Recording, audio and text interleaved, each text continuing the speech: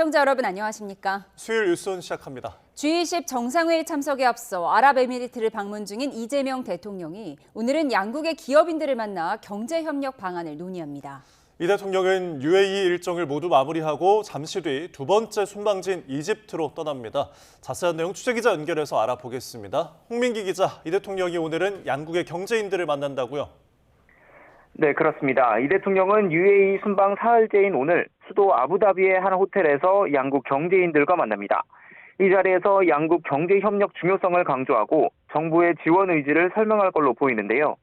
오늘 행사에는 이재용 삼성전자 회장과 정의선 현대차그룹 회장, 김동관 하나그룹 부회장 등도 참석해 첨단 기술과 방산 분야 등의 협력 방안을 논의할 예정입니다. 이 대통령은 이어 아랍에미리트 현지에 파병된 아크 부대 장병들을 만나 격려하고 오늘 오후 다음 순방지인 이집트로 출국합니다.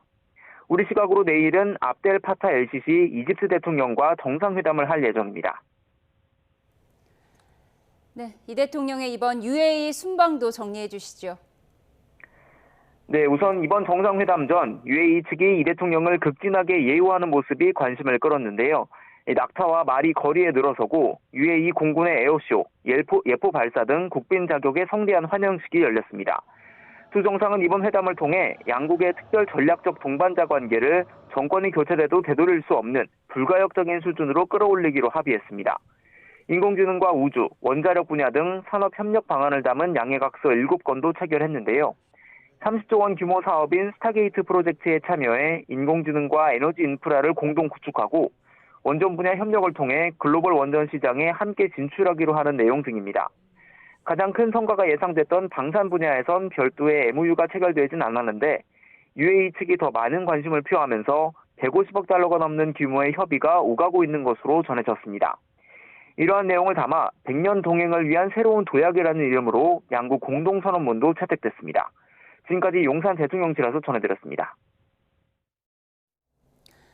다카이치 일본 총리의 타이완 유사시 자위권 발언을 놓고 중국과 일본 간의 갈등이 더 커지는 모양새입니다. 네, 중국이 자국민의 일본 관광 자제를 촉구한 데 이어 일본 수산물 수입 금지를 통보한 것으로 전해졌습니다. 일본 현지 연결합니다. 김세호 특파원. 네, 도쿄입니다. 네, 중국의 추가 대응 조치가 나왔다고요? 자세히 전해주시죠. 네, 일본 언론들이 일제히 중국 정부가 일본산 수산물 수입 중지를 일본 정부에 통보했다고 보도했습니다. 중국 정부는 오늘 아침에 정식 외교 경로를 통해 이 같은 의사를 전달한 것으로 알려졌습니다. 중국은 일본이 지난 2023년 8월 후쿠시마 제1원전 오염수 방류를 시작하자 일본산 수산물 수입을 전면 금지한 바 있습니다.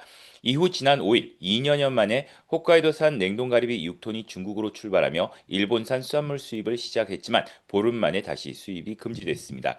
중국 측은 오염수 모니터링이 필요해 수입을 중지한다고 한 것으로 전해졌지만 다카이치 사나의 일본 총리가 타이완 유사시 개입 시사 발언에 대한 추가 조치로 보입니다. 앞서 중국은 자국민에 대한 일본 관광을 자제할 것을 촉구했는데 중국 관광객이 급감할 경우 일본은 최대 20조 원의 손실이 날 수 있다는 연구 결과도 나왔습니다. 이와 함께 지난 2010년 중국은 자국 어선과 일본 해양보안청 선박이 충돌한 뒤 일본에 대한 히토류 수출을 중단한 바 있는 만큼 이번에 또다시 히토류 수출 중단 카드를 꺼낼 가능성에 일본 정부가 촉각을 곤두세우고 있습니다. 일본 정부는 외무성 국장급 인사를 중국에 급파해 사태 해결에 실마리를 모색했지만 입장차만 확인한 상태여서 중국과의 외교 갈등은 장기화할 가능성이 커 보입니다. 지금까지 도쿄에서 전해드렸습니다. 다카이치 사나이 일본 총리의 타이완 유사시 개입 시사 발언 이후 만난 중일 양국 외교 관리의 영상이 확산하는 가운데 일본에서 중국이 의도를 갖고 이를 공개했다는 해석이 나옵니다. 류진숭 중국 외교부 아시아국장은 어제 베이징 외교부 청사에서 중국을 찾은 가나이 마사아키 일본 외무성 아시아 대양주 국장을 만났습니다.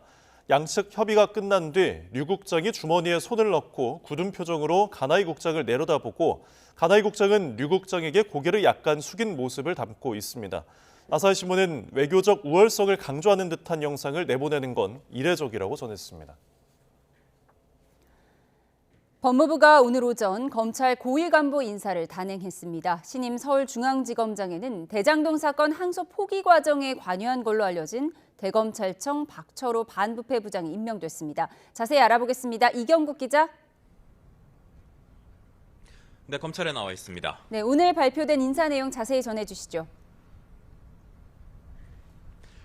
네, 법무부가 오늘 오전 검찰 고위 간부 인사 내용을 공개했습니다. 먼저 항소포기 논란 속에서 정진우 검사장 사퇴로 공석이 된 서울중앙지검장에는 박철우 대검찰청 반부패 부장이 임명됐습니다. 신임 대검 반부패 부장에는 서울중앙지검 중요경제범죄조사단 주민철 부장검사가 임명이 됐습니다. 공석이던 수원 고검장은 이정현 법무연 수원 연구위원이 맡게 됩니다. 항소 포기에 반발하면서 성명을 냈던 박재억 수원지검장 사이로 자리가 비어있는 만큼 이를 메우려는 인사 조치인 것으로 보입니다. 앞서 송강 광주 고검장도 항소 포기와 민주당의 검사장 징계 추진에 반발하면서 사의를 밝혔는데요.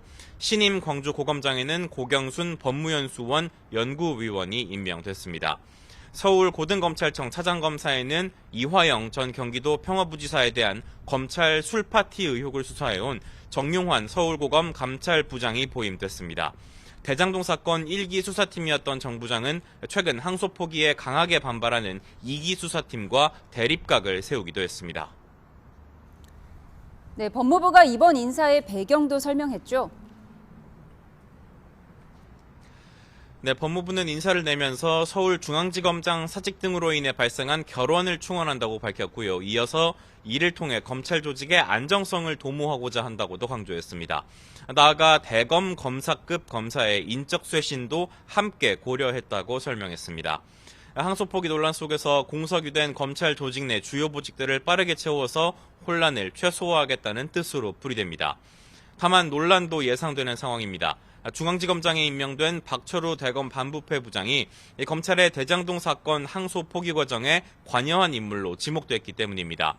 대장동 사건을 수사해온 강백신 대구고검 검사는 항소 시한 만료를 앞두고 대검 반부패 부장이 항소 제기 방침을 재검토해보라며 항소를 허락하지 않았었다고 주장한 바 있습니다. 결국 정부가 이번 인사를 통해 검사들 반발에 흔들리지 않겠다는 뜻을 내비친 거라는 해석도 나오고 있습니다. 항소 포기를 두고 검찰 내 반발이 사그라지지 않은 가운데 이번 검찰 인사가 또 한 번 거센 파장을 불러일으킬 것으로 전망이 됩니다. 지금까지 서울 고등검찰청에서 전해드렸습니다. 검찰의 대장동 항소 포기를 둘러싼 정치권 후폭풍이 계속되고 있습니다. 민주당은 핵심 증거인 정영학 녹취록을 검찰이 조작했다며 법무부에 감찰을 요청했고 국민의힘은 범죄 수익 7,800억 원을 토해내라고 압박했습니다. 국회로 가보겠습니다. 황보혜경 기자. 네, 국회입니다. 네, 먼저 대장동 사건 관련해서 여야 공방 좀처럼 식지 않고 있네요. 네, 더불어민주당은 대통령 순방 기간 숨고르기 분위기 속에서도 검찰을 향한 비판은 멈출 기미가 없어 보입니다. 당 정치검찰 조작기소 대응특위는 지난 넉 달 동안의 활동 성과를 발표하면서 대장동 재판의 핵심 증거인 정영학 녹취록 조작 의혹을 거듭 꺼내들었습니다. 김병기 원내대표는 그런데도 검찰이 대장동 1심 재판 항소 포기에 항명하며 적반하장 태도를 보인다고 비판했습니다. 직접 들어보시죠. 최근 법원의 판단은 이재명 대통령 사건이 정치적 의도가 짙은 억지 조작 기소였다는 점을 확인시켜 주었습니다. 그런데도 이를 주도한 일부 정치 검사들은 책임을 회피하는 수준을 넘어서 오히려 적반하장의 태도를 보이고 있습니다. 한준호 특위위원장도 정영학 녹취록을 조작한 검찰이 재판을 계속하려는 저의를 묻지 않을 수 없다며 이재명 대통령과 민주당의 발목을 잡으려는 의도라고 주장했습니다. 민주당은 법무부 정부과천청사를 찾아 정영학 녹취록 검찰 조작 의혹 관련 감찰 요청서도 제출했습니다. 이런 가운데 국민의힘은 사흘째 현장 규탄 대회를 이어갔습니다. 오늘은 대장동 사건 핵심 피의자 남욱 변호사가 소유한 거로 알려진 서울 청담동 빌딩 앞에 집결했습니다. 1심에서 추징금을 선고받지 않은 남 변호사가 수백억 원대 재산 추징보전 해제를 요구하는 가운데 최근 이 건물에도 가압류 해제 요청이 들어온 거로 전해졌습니다. 장동혁 대표는 국민은 집 한 채 사지 못하게 정책을 엉망으로 만들어 놓고 대장동 일당은 수천억 원대 부동산 부자로 만들어준 게 바로 대장동 항소 포기의 실체라고 비판했습니다. 민생에 쓰여야 할 7,800억 원을 범죄자에게 돌려준 심각한 범죄라고 목소리를 높였는데요. 직접 들어보시죠. 이번 항소 포기에 가담했던 범죄자들, 그게 대통령이든 법무부 장관이든 법무부 차관이든 검찰총장 대행이든 그 누구라도 함께 7,800억을 토해내야 할 것입니다. 국민의힘은 대장동 사건 범죄 수익을 전액 환수하겠다며 관련 특별법도 추진하고 있습니다. 민주당은 장 대표가 오늘 벌인 길거리 정치쇼는 대장동 사건의 진실을 덮는 연막탄뿐이라며 대장동 공공개발을 방해한 과거 행위부터 인정하라고 맞받았습니다. 네, 여야의 내년 지방선거 준비 상황도 알아보겠습니다. 양당 지도부 모두 기업과 접촉면을 넓히는 데 집중했다고요? 네, 내년 6.3 지방선거를 앞두고 양당 지도부도 젠걸음을 이어가고 있습니다. 취임 뒤 처음으로 대구를 찾은 민주당 정청래 대표는 현장 최고위원회의에서 잃어버린 대구의 시간을 되돌리겠다고 강조했는데요. 정 대표 발언 들어보시죠. 대구가 민주당으로서는 어려운 지역임에는 분명합니다. 끊임없이 대구의 민심을 얻기 위해서 노력하고 노크하겠습니다. 이후 AI 기업들과 정책 간담회를 진행한 정 대표는 기업하기 좋은 환경을 만드는 게 당이 해결할 일이라고 강조했습니다. 지난주 지방선거 최대 승부처 가운데 한 곳인 부산을 찾은 데 이어 당의 험지로 꼽히는 TK 지역에서 민심 공략에 나선 거로 풀이됩니다. 국민의힘 장동혁 대표는 대한상공회의소와 정책 간담회를 진행했는데요. 장 대표는 이재명 정부가 과연 기업 친화적인 환경을 만들고 있는지 의문이 든다고 지적했습니다. 장 대표 발언도 들어보시죠. 결국 기업이 살아야 대한민국이 살아납니다. 국민의힘은 기업들이 계속 성장 가도를 달릴 수 있도록 기업의 발목을 잡는 족쇄를 풀어드리는데 최선을 다하겠습니다. 장 대표는 4선 이상 중진 의원들과의 오찬 회동에서 오는 27일 추경호 전 원내대표에 대한 체포동의안 처리와 12.3 비상계엄 1주년을 앞두고 여당의 공세가 예상되는 만큼 한 목소리로 힘을 모아달라고 요청했습니다. 국민의힘은 오세훈 시장과 연일 대립각을 세우는 김민석 국무총리가 내년 서울시장을 노리고 사전 선거운동을 하고 있다며 공직선거법 위반 등 혐의로 경찰에 고발하기도 했습니다. 지금까지 국회에서 전해드렸습니다. 네, 법원이 김건희 씨의 재판 일부 중계를 허가하면서 피고인석에서의 모습이 공개됐습니다. 구속 갈림길에 선 김 씨의 오빠 김진우 씨는 편견 없이 판단해달라고 재판부에 요청했습니다. 특검 사건과 재판 소식 취재기자 연결해서 들어보겠습니다. 이준엽 기자. 네, 서울 광화문 김건희 특검 사무실입니다. 네, 김건희 씨의 재판이 짧게 공개됐다고요? 네, 오늘 열린 김건희 씨의 자본시장법 위반 등 혐의 10차 공판에서 재판부는 특검법에 따라서 김건희 특별검사팀의 중계 신청을 일부 허용했습니다. 다만 공판이 시작되고 서증조사 전까지에 한해서 중계를 허가하면서 재판은 5분 정도만 공개됐습니다. 재판부는 국민의 알 권리가 보장되어야 마땅하지만 그만큼이나 사생활과 무죄 추정 원칙도 보호돼야 한다고 이유를 설명했습니다. 교도관들의 부축을 받으며 찡그린 표정으로 등장한 김 씨는 검은 정장에 마스크와 안경을 쓴 채 대체로 고개를 푹 숙이고 있었습니다. 조금 전까지 재판이 진행되면서 김 씨는 상태가 안 좋다는 이야기를 하면서 들것에 기대는 모습을 보이기도 했습니다. 피고인석에 앉은 김 씨 모습이 공개된 건 지난 9월 24일 첫 재판 이후 2달 만입니다. 네, 그리고 김 씨의 오빠는 구속심사를 받고 결과를 기다리고 있죠? 네, 김진우 씨 구속 전 피의자 신문은 서울중앙지방법원에서 오전부터 2시간 40분 정도 걸렸습니다. 김 씨는 심사에 들어가고 나갈 때 어떤 부분을 소명할 거냐, 혐의는 부인하느냐 등의 기자들 질문에는 아무런 대답을 하지 않았는데요. 신문에서는 자신은 평범한 직장인에 불과했던 사람이라며 재판부를 향해 윤석열 전 대통령 부부와의 관계 때문에 편견을 갖지 말고 사안을 판단해달라고 하소연했습니다. 특검 측에선 문홍주, 박노수, 김경호 등 3명의 특검보가 참석해 김 씨의 증거인멸 우려 등을 강조했습니다. 김 씨는 대표를 맡았던 ESIND가 지난 2011년에서 2016년 경기 양평군 공흥지구 일대 아파트 사업을 벌이면서 개발부담금 면제 등의 특혜를 얻은 혐의를 받습니다. 범죄와 연관된 것으로 의심되는 김건희 씨의 물건을 숨기는 데 관여했다는 의혹도 있습니다.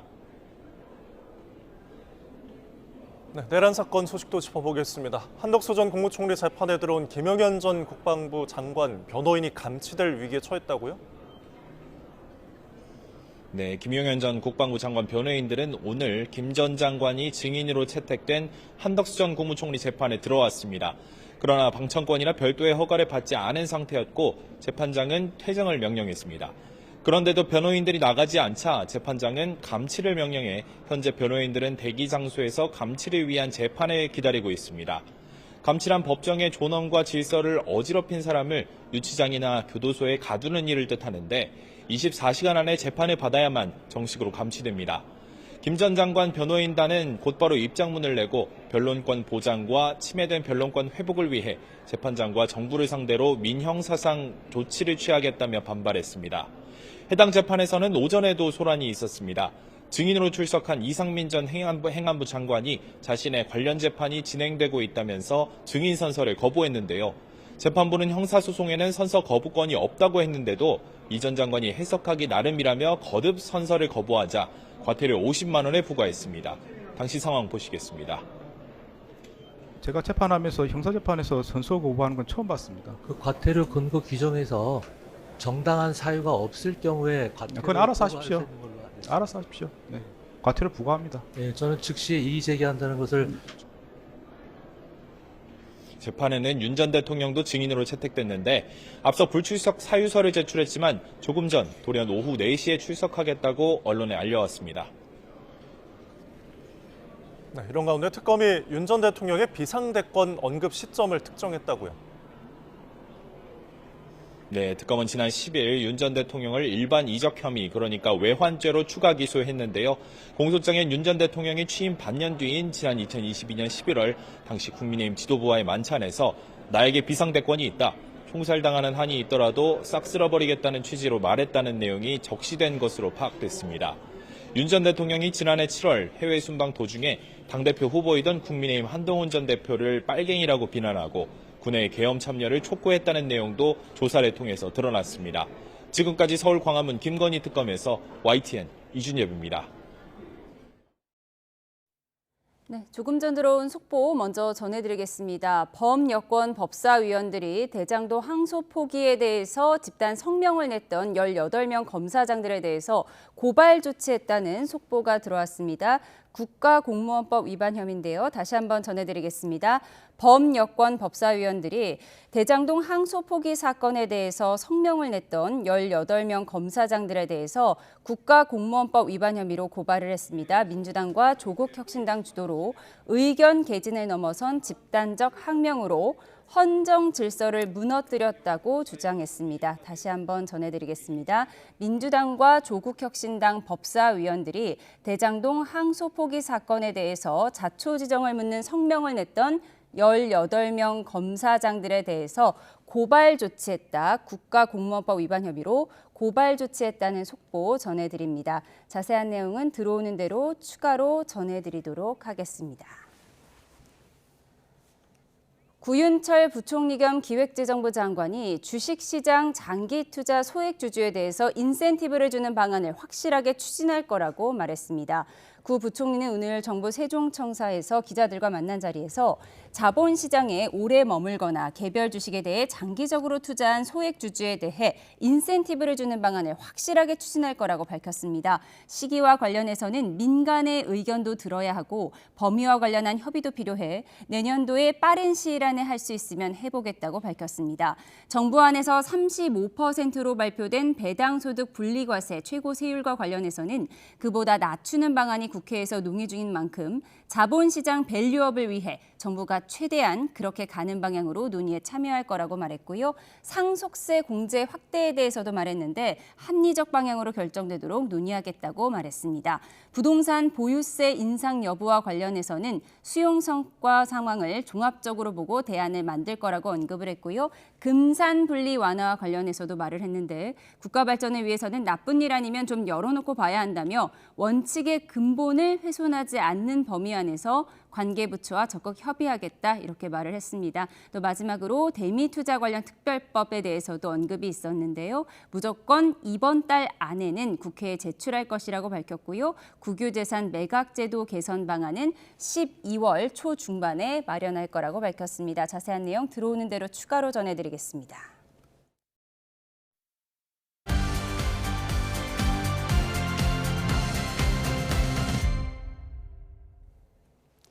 네, 오늘의 정치온 복귀왕 민주당 의원 권영진 국민의힘 의원과 함께 집중 분석해 보겠습니다. 어서 오세요. 안녕하세요.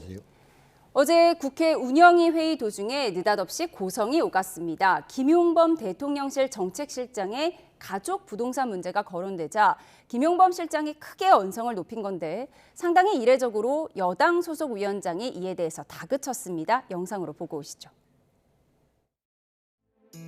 정책실장님, 지금 따님이 전세 살고 계시죠? 네. 따님한테 임대주택 살라고 얘기하고 싶으세요? 우리 딸을 거명해서 꼭 그렇게까지 할 필요가 없고요. 청년들을 위한 대출 줄인 거 없습니다. 뭘 줄였습니까?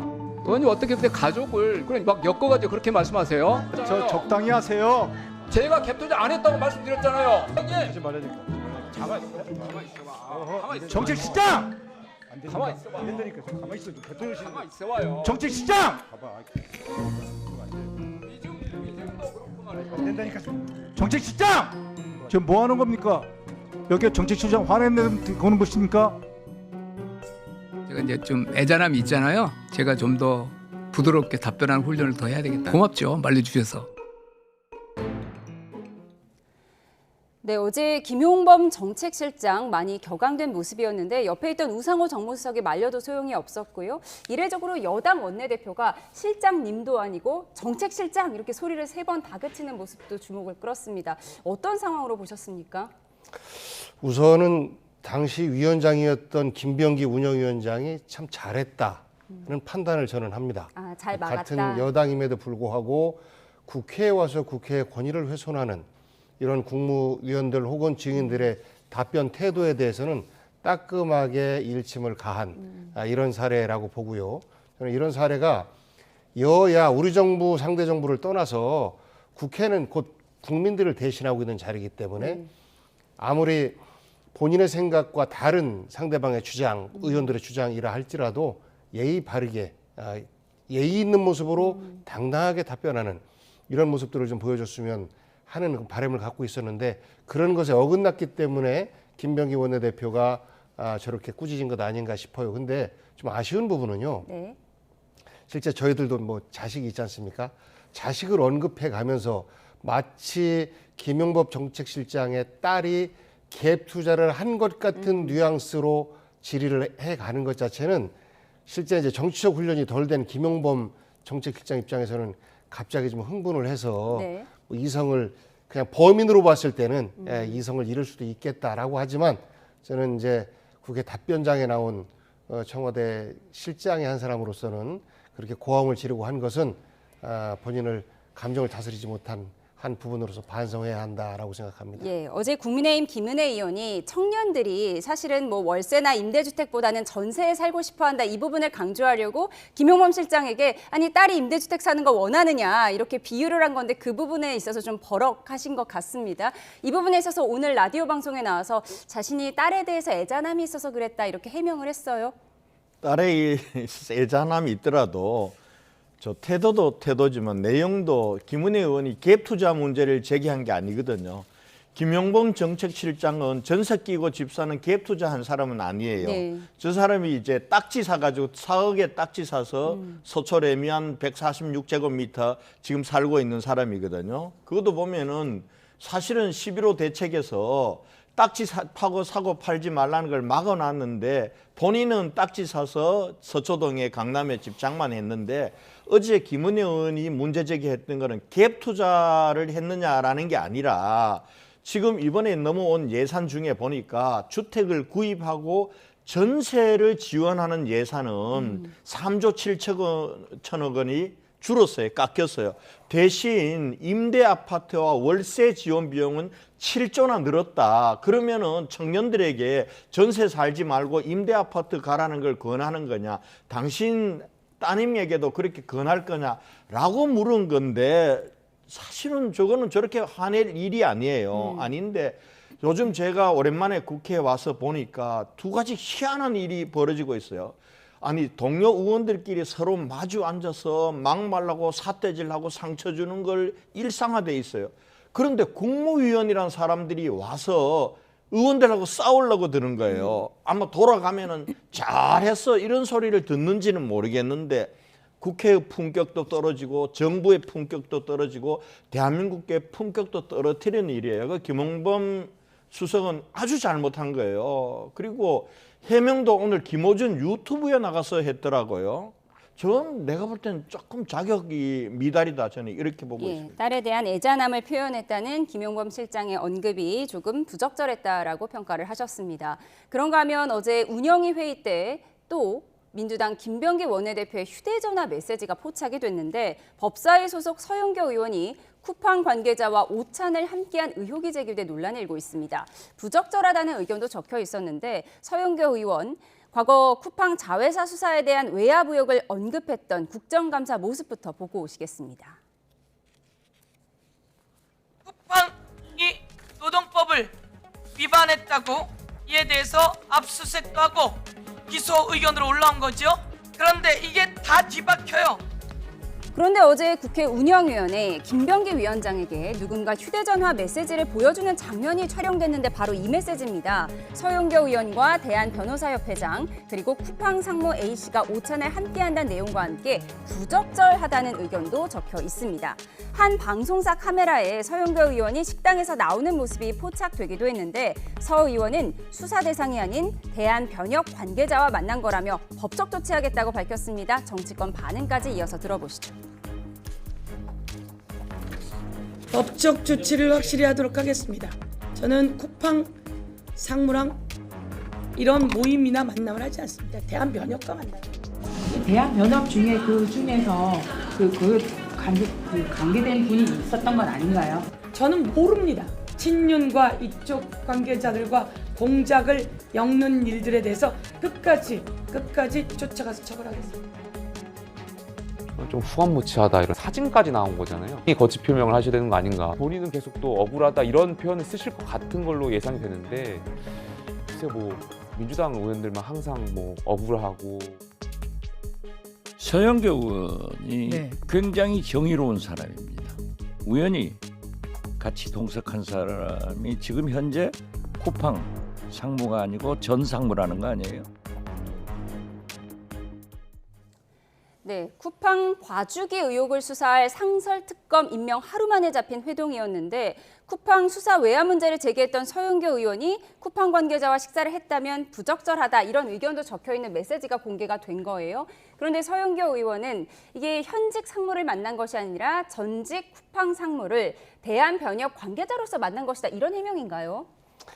전직 쿠팡 상무였는지도 몰랐던 것이고 그분은 쿠팡의 사회공헌 분야를 담당하는 상무로서 일을 했었던 사람인데 잠시 이번에 쿠팡 사태가 나면서 혹시라도 오해가 생길까 봐서 이미 2, 3주 전에 그 사표를 제출했는데 아직은 수리되지 않은 상태였던 것 같습니다. 그런데 그분이 변호사이기 때문에 대한변협의 정무이사라는 어떤 그 보직을 맡고 있어요. 그래서 변협 회장에 수행하는 일원으로서 그 자리에 참석했었다라는 것이 이제 서영교 의원의 설명이거든요. 그리고 이 설명은 대한변협 측의 설명도 똑같습니다. 그러니까 서영교 의원은 법사위원으로서 그리고 각 정당에서는 각종 그 단체들과 그 정치적 관계를 맺고 있습니다. 그래서 뭐 내가 관리하는 내가 담당하는 단체가 어디냐 뭐 이렇게 이야기를 하는데 대한변협을 서영교 의원이 이제 담당을 하고 있었었고 그런 차원에서 회장을 만났던 것인데 거기에 공교롭게도 수행을 해온 정무이사라는 분이 쿠팡과 관계가 있었던 것이죠. 그런데 서영교 의원이 만약에 그것을 알았다라고 하면 그럼 바보가 아닌 이상 그냥 오십시오 하겠습니까? 저는 그분은 대한변협회장의 수행자로서 쿠팡과 무관하게 참석했던 게 저는 사실처럼 보이나 이것을 또 이제 안에 들어가서 파보면 야 이런 부분에 약간 의혹이 있는 거 아니야?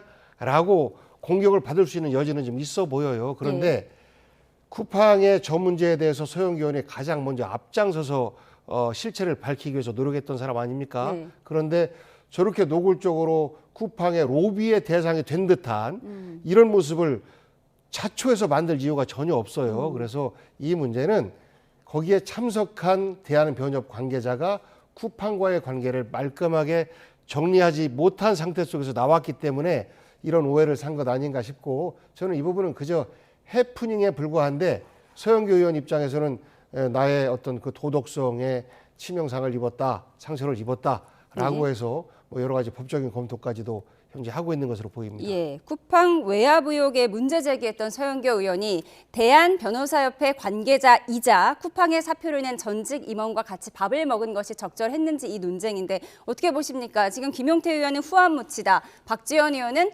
서영교 의원은 원래 정의로운 사람이다 이렇게 얘기를 했습니다. 아니 저게 김병기 원내대표한테 보고되는 그 문자에 쿠팡 상무라고 나와 있고 그 밑에 부적절하다라는 거 그걸 누가 얘기했나요?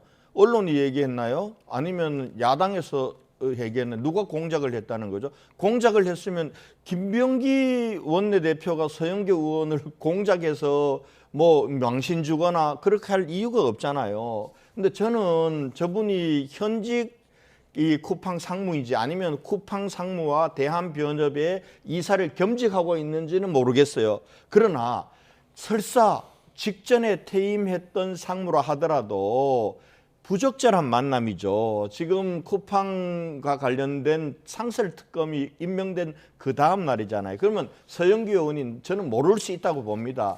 그러면은 저렇게 알게 되면은 난 몰랐는데 조금 부적절했다. 이렇게 하고 넘어가려면 될 일을 공작이다라고 그러고 또 언론 탓을 하고 저는 저렇게 무슨 모든 걸 자기 잘못을 공작이다라고 하고 언론 탓하면은 해명이 되나요? 저는 자기 화를 자초하는 것 같아서 조금 씁쓸해요.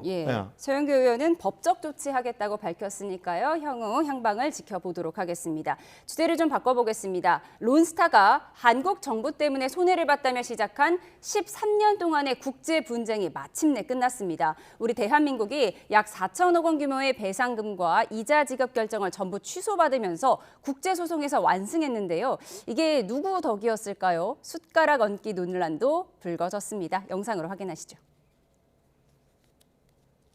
론스타 사건 취소위원회가 2년 넘는 심리 끝에 우리 정부의 손을 들어줬습니다.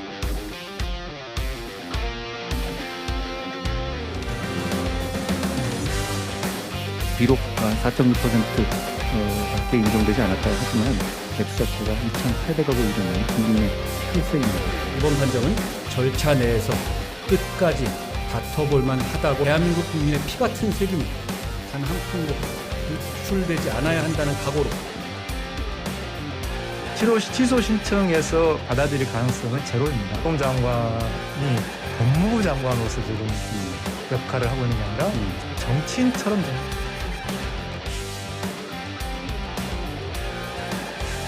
새 정부 출범 이후 해외 근무에서 거둔 쾌거이며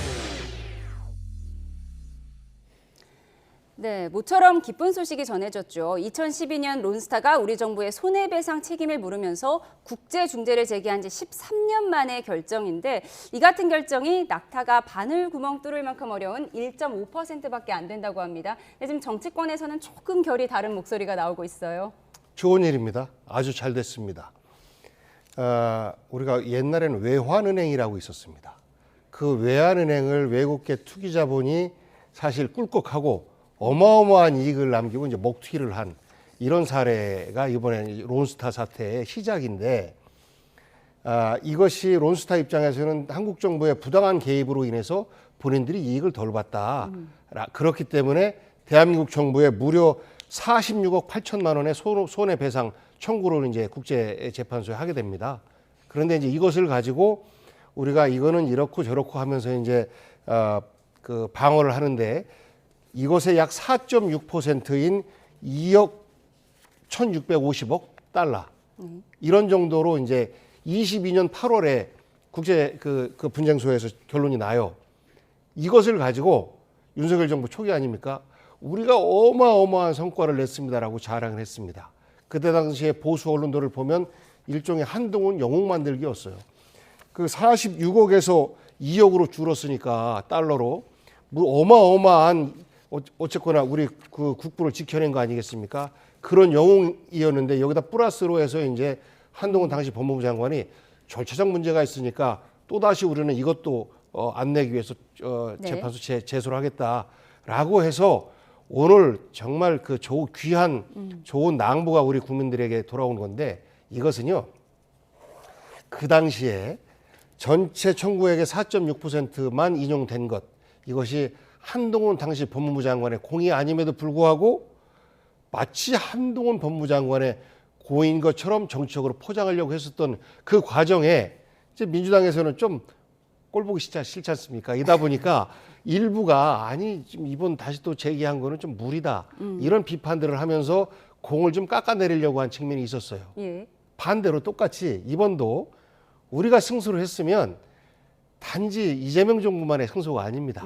그때 당시 윤석열 정부 당시에 이 재판을 끌어왔던 법무부 관계자 그리고 우리가 변호사 비용만 약 한 74억 정도가 들었다라고 하고 현재 김남희 민주당 의원의 남편분이 이 변호인단 중에 한 분이에요. 그래서 우리는 야 김남희 의원 부인 장하다 뭐 이렇게 칭찬도 남편분 장하다 이런 칭찬도 하고 그랬는데 이런 과정들이 축적되어서 이런 좋은 결과가 나왔는데 결국은 좀 민망한 일이죠.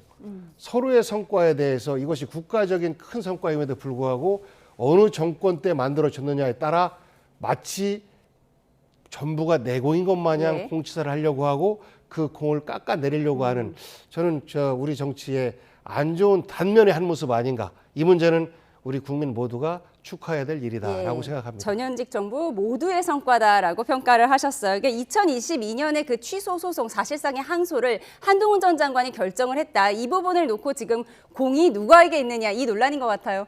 공다툼 할 일은 아닌 것 같고요. 우리 국민 세금으로 4천억이나 론스타라는 먹튀 기업에 갈 것을 우리가 완전히 방어를 했으니까 그거는 잘된 일이죠. 잘된 일이고 축하할 일인데 여기서 그 팩트는 팩트대로 해야 돼요. 2022년 8월 달에 1차적으로 한 4천억 원이 나왔어요. 나올 때 그때 한동훈 장관이 법무장관 시절이거든요. 한동훈 장관은 이거 안 된다. 다시 항소해서 다시 취소 소송을 해야 된다라고 할 때 사실은 민주당에서 반대한 건 사실이거든요. 특히 지금 현재 경제안보비서관 하고 있는 송기호 변호사 같은 경우는 민주당 대리인이었는데 이거 이길 확률이 없다. 그리고 이자만 계속 늘어난다. 이거 하면 안 된다. 이렇게 얘기를 했단 말이에요.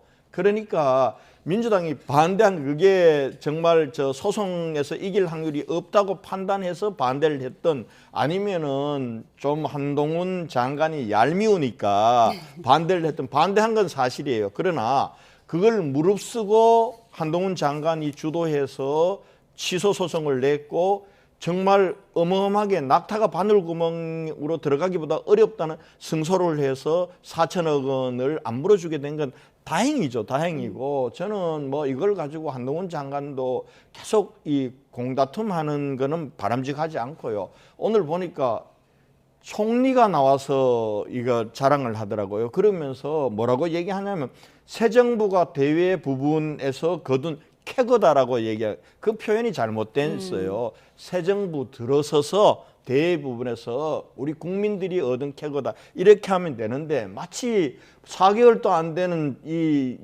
이재명 정부가 대외 부분에서 뭐 자기들이 잘해서 캐거라고 얘기하는 것 자체가 조금 지나치다 이런 생각이 듭니다. 예, 말씀하신 부분을 저희가 녹취를 한번 들어보겠습니다. 법무장관으로서 론스타와 소송을 주도했던 한동훈 전 대표는 당시 자신을 비난하며 반대했던 민주당을 향해 사과하라고 날을 세웠는데요. 민주당 반응까지 이어서 들어보시죠. 민주당은 그때 왜 반대했는지 반성하고 국민께 사과해야 합니다. 이 취소 소송, 그러니까 항소 소송의 마지막 변론이 2025년 2월입니다. 그거 이 정부 아닌데요? 근데 마치 이재명 정부가 들어왔기 때문에 이겼다? 이건 정말 약을 팔아도 뭔가 좀 말이 되게 팔아야 되는데요. 이렇게 이건 결국은 이건 국민들을 우습게 보는구나. 한동훈 전 국민의힘 대표는 벌써 이 일이 마치 자신의 치적인 것처럼 홍보하면서 민주당의 사과를 요구하고 있습니다. 오랜 시간 정부 공직자들이 합심해서 어렵게 이뤄낸 성과에 대해서 내덕은 뽐내고 남탓부터 하는 정치 행태는 감동을 반감시키고 국민의 빈축만 살 뿐이라는 점을 주지하시기 바랍니다. 네, 한동훈 전 대표 민주당이 그때는 트집 잡더니 이제 와서 자화자찬한다. 그때 나한테 반대했던 거 사과해야 된다. 이런 입장입니다. 그러니까 그 이전도 그렇고 지금도 그렇고 공은 내 거다라는 유치한 모습 아니겠습니까?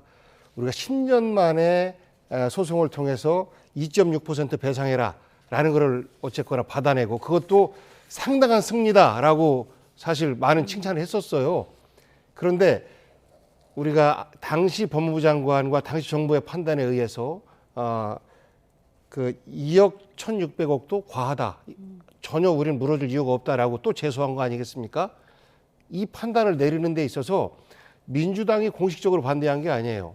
아까 이제 송기호 씨 그 이야기 나오는데 지금 현재는 청와대 참모지만 그때 당시에는 통상 전문가였습니다.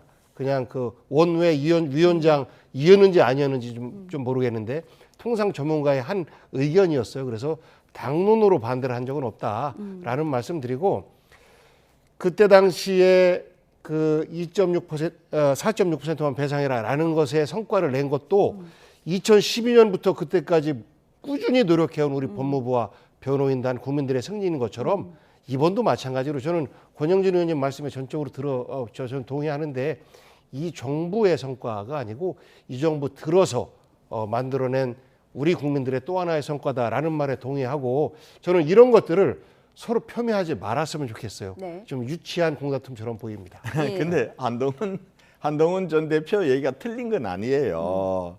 근데 민주당 의원 내가 이름 밝히지 않겠지만 그분도 이거 하면 안 된다 그러고 반대한 건 사실이에요. 그러면은 한동훈 대표 입장에서는 그렇게 반대해놓고 지금 와서 저 김민석 이 총리가 새 정부가 대외 부분에서 이룬 캐거다라고 얘기하니까 너무 심한 거 아니냐 이렇게 얘기할 수 차라리 오히려 나한테 좀 이렇게 사과해라 얘기할 수 있는 거고요. 그리고 또 그 당시에 그런 비판과 저 반대를 무릅쓰고 한동훈 법무부 장관이 잘한 거예요. 나는 박지원 의원이 한동훈 잘했다고 얘기를 하셨더라고요. 예. 난 그렇게 쿨하게 받아들여야 될 문제다. 그렇게 보고 있습니다. 예, 박지원 의원이 오늘 라디오에서 한 인터뷰까지 말씀을 해주셨습니다. 어쨌든 뭐 론스타에 한 푼도 주지 않게 된 이 결과 우리 국민 모두 기뻐할 일인 것 같습니다.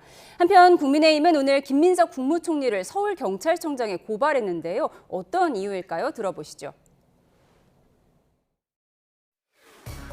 민주당에서 오세훈 시장 시정 실패 정상화 TF를 가동하고 있습니다. 그런데 제가 보기에는 정상화 TF가 아니고 오세훈 시장 시정 실패를 바라는 TF라고 생각을 합니다. 네, 전과자가 대통령이 된 정권이 되다 보니까 국민의 민생을 살펴야 할 국무총리가 실정법을 위반할 소지의 일을 무시로 하면서 이렇게 민생은 뒤로 제껴두고 있습니다. 민생이 아닌 사전 선거운동 목적에 이런 행태를 할 경우에는 가차없이 철퇴를 가할 것임을 다시 한번 경고합니다. 제가 김민석 총리라고 한다면 서울시장 선거를 나가기보다 당대표 선거로 나오지 않으실까. 서울시가 대략적으로 선거를 치를 때마다 한 3-4%포인트씩 빠집니다. 저희 민주당 입장에서는 15에서 16%포인트를 이미 가지고 시작하는 정당과 그렇죠. 저희가 싸우기 위해서는 그에 맞는 후보가 필요한 게 아닌가라는 이 여론도 좀 있습니다. 네, 잠시만요. 속보가 들어왔습니다. 아랍에미리트를 방문하고 있는 이재명 대통령이 오늘은 양국 경제인들을 만났는데요. 화면이 들어와서 보여드리겠습니다. 네, 삼성과 현대차 등 우리 주요 기업 총수도 참석한 가운데 양국 협력 방안이 논의되는 비즈니스 테이블 순서입니다. 지금 이재명 대통령이 아랍에미리트 경제인들과 악수를 나누면서 환담도 나누는 모습 보여드리고 있습니다. 네, 국빈 자격으로 아랍에미리트 연합 UAE를 방문한 이재명 대통령, 어제는 UAE 대통령과 정상회담을 갖고 경제와 문화, 기술 등 다양한 분야의 협력 방안을 논의했는데요. 오늘은 이 비즈니스 테이블에서 방산, AI, 원전 등에 대해서 협력할 것으로 보입니다. 우리나라의 이재용, 정의선, 김동관 회장 등이 참석한 화면 보여드렸습니다. 자세한 소식 들어오는 대로 추가로 전해드리도록 하겠습니다. 네, 앞서 국민의힘 의원들이 김민석 총리를 고발한 장면을 보고 오셨습니다. 이제 연일 오세훈 때리기에 나서고 있어서 이 부분에 있어서 국무총리가 총리 일은 하지 않고 지금 서울시장 선거 미리 하는 것 아니냐 이런 부분인 거죠. 그 비판 받아서 당연하죠. 국무총리가 오세훈 시장, 서울시정 저렇게 코치코치 하나하나 그 서울광장에 뭐 기념 조명물 세우는 것까지 총리가 그렇게 할 일이 없나요? 근데 결국은 김민석 총리는 서울시장 안 나온다라고 얘기하지만 지금 나온다라고 그러면 전부 다 실제로 다 선거법 위반에 걸리는 거예요. 안 나온다라고 지금 얘기하겠죠. 그런데 저한테 김민석 나오냐 안 오냐 어디에 한 표 줄래? 저는 100% 나온다에 한 표. 이미 안 나올 것 같으면 저렇게까지 할 이유가 없어요. 네. 나올 거예요. 이미 나올 걸 작심하고 그렇게 해서 이제 오세훈하고 딱 양자 구도를 만드는 겁니다. 네. 저는 이 과정에서 이미 민주당의 서울시장 후보 경선은 끝났다라고 생각이 돼요. 다른 후보들이 아마 굉장히 자불안석일 거예요. 네. 김민석 총리를 따라갈 수가 없는 지경이니까. 그런데 뭐 정치인들이 우리 통상 어디 출마하냐 그러면은 안 한다 그랬다가 또 때 되면 하잖아요. 네. 김민석 총리 같은 경우도 한 일주일 전에 저 우리 한미 간세 협상 비준 받아야 되냐 안 받아야 되냐 그래 비준 받아야 된다 그랬어요. 딱 말 바꾸는데 일주일 걸렸어요. 비준 받을 필요 없다는 거. 그러니까 그렇게 수시로 말을 바꾸잖아요. 그러니까 김민석 총리는 서울시장 나올 확률이 대단히 높은 분이 지금 오세훈 시장의 핵심 사업들을 가지고 사사건건 저렇게 흠집을 내는 거는 오세훈을 다음 선거에서 떨어뜨리기 위한 거니까 저건 선거법 위반에 해당이 되는 거죠. 아마 김민석 총리가 서울시장 나오게 되면은 사전 선거운동으로 걸릴 거예요. 안 나오면은 그 말대로 안 나오면은 그건 또 무야 넘어가는 게 되겠지만은 그런 문제다라고 김민석 봅니다. 총리가 서울시장에 출마할 가능성이 상당히 높다라고 평가하셨는데 지금 한준호 민주당 최고위원은 본인이 김민석이면 서울시장 안 나가고 당대표 선거 도전할 것이다 이렇게 얘기를 했거든요. 김민석 총리가 서울시장 선거에 대해서 검토하고 있지 않다라고 명백하게 선을 걷어요. 국정 그 대정부 질의 장에서도 국민의힘 의원들이 물어봤지 않습니까? 권 의원님께서는 말 바꿀 수 있다라고 하신 거예요. 그건 이제 사람이니까 모르는 것인데 현재로서는 서울시장 후보를 염두에 두지 않고 있는 총리의 행보다라고 보는 것이 과거에요. 문재인 정부 시절에 박원순 전 시장 있지 않습니까? 여전히 서울시와 중앙정부는 약간의 갈등의 소지를 가지고 있습니다. 왜냐하면 국민들이 가장 먼저 보는 도시가 서울이고 가장 많이 보는 도시가 바로 서울이기 때문에 그렇습니다. 그래서 서울을 보고 판단하는 중앙정부의 판단과 서울시의 판단들이 다를 수도 있어요. 예를 들어서 우리가 도시개발이라든지 주택이라든지 이런 부분들도 서울시정의 정책 방향과 국정 방향이 다를 때 충돌이 날 수밖에 없습니다. 그래서 지금처럼 이제 정당을 달리할 경우에는 그 좀 다른 목소리들이 좀 더 많이 나올 수 있는데 그것을 대표해서 누가 합니까? 총리가 할 수밖에 없는 거 아니겠습니까? 그런데 이것을 당신은 조용히 해라, 당신은 후보 될 수도 있으니까 라고 하는 것은 일종의 좀 입을 막으려고 하는 것처럼 저는 보여지는데요. 현재로서 총리이기 때문에 불가피하게 하는 이런 행보들까지도 선거로만 바라보는 부분에 대해서 저는 좀 안타깝게 생각하고요. 김민석 총리 스스로가 현재는 출마를 염두에 두고 있지 않다라고 하다 보니까 현재는 우리 박주민 의원이라든지 그리고 성동구청장, 정원호 구청장이라든지 이런 분들의 지지율이 훨씬 더 높게 나오고 있어요. 예. 그렇기 때문에 좀 과하게 김민석 총리를 견제하는 것 아닌가 싶습니다. 예, 국민의힘 의원들이 김민석 총리를 사전 선거운동 혐의로 고발했다는 소식 전해드렸고요. 분위기를 좀 바꿔보겠습니다. 아랍에미리트를 국빈 방문 중인 이재명 대통령이 극진한 예우를 받아서 눈길을 끌고 있는데 가장 눈에 띈 장면 이 부분이 아닐까 싶은데요. 직접 화면으로 보시죠. 네, 흰색 옷을 입고 줄지어선 여성들, 제 차량 왼쪽으로 보이시죠? 길게 늘어뜨린 머리카락을 흔들며 춤을 추고 있습니다. 너무 이색적이어서 이거 잘못 봤나 싶을 정도였는데요. 이 춤은 국빈에 대한 최고 수준의 환대를 의미한다고 합니다.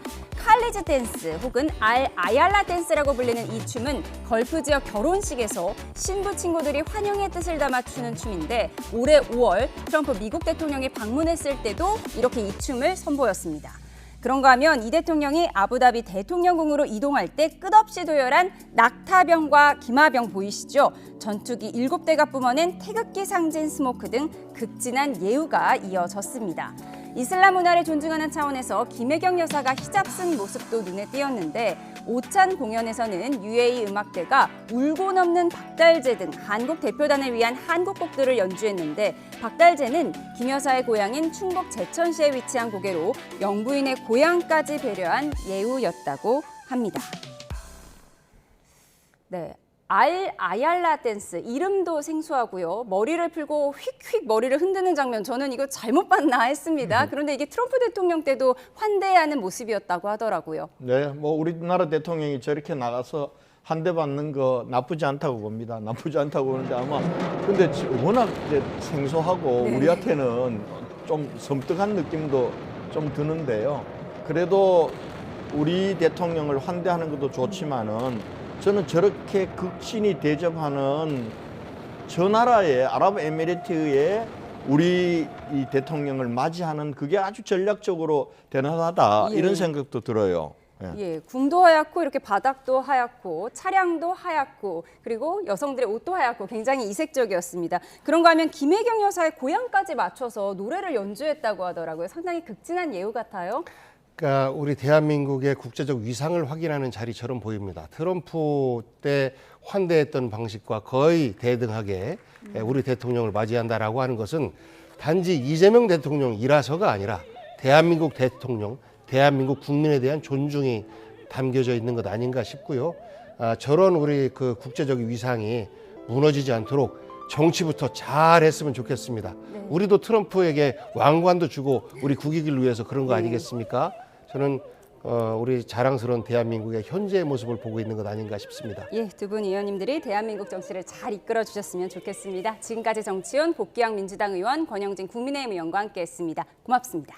고맙습니다.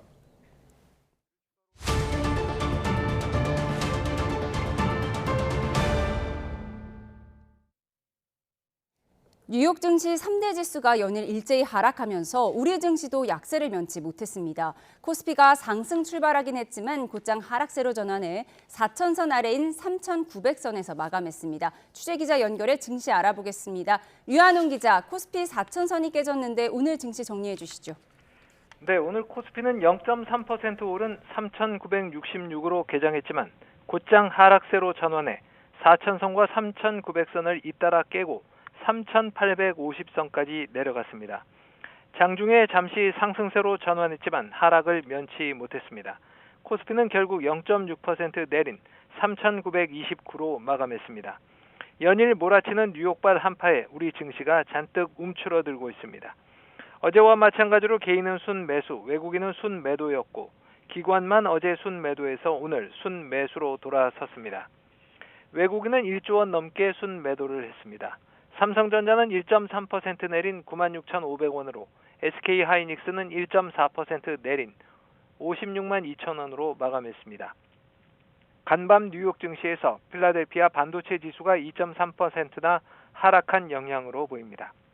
시가총액 상위 종목 중에선 현대모비스와 고려아연, KTNG와 삼성전기, LS 일렉트릭 등이 상승했습니다. 코스닥도 0.3% 오른 881로 개장했지만 이후 하락세로 접어들었습니다. 코스피보다 하락폭이 더 커져 2% 내린 850선까지 내려오기도 했습니다.